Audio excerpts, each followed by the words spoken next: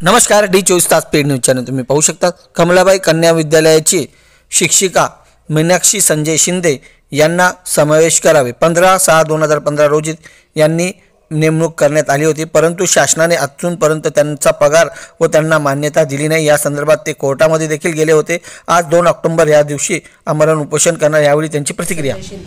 उपशिक्षिका कमलाबाई शंकरलाल कन्या शाळा, माझा हायकोर्टाचा निकाल आहे तो 21 मार्च 2024 रोजी लागलेला आहे। त्यानुसार माझं पहिलं शिक्षण सेवकाचं ॲप्रुव्हल मंजूर झालेलं आहे।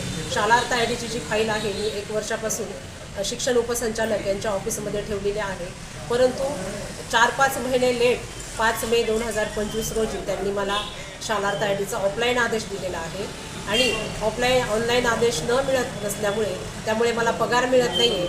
म्हणून मी दर 8 दिवसाला भेटूनसुद्धा ते माझं ऑनलाईन ड्राफ्ट टाकत नाही आणि तो टाकावा जेणेकरून माझा पगार सुरू होईल, माझ्यावर जी उपासमारीची वेळ आलेली आहे ती दूर होईल। या दृष्टिकोनातून मी 2 ऑक्टोबर 2025 पासून उपोषण सुरुवात करत आहे। आपण कुठल्या शाळेमध्ये? कमलाबाई शंकरलाल कन्या शाळेची शिक्षिका आहे। उपोषण कुठे करणार?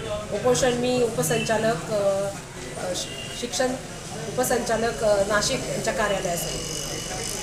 शिक्षिका मनीषा संजय शिंदे गांधी जयंती 2 ऑक्टोबर या दिवशी धरणे आंदोलन नाशिक या ठिकाणी करणार आहे।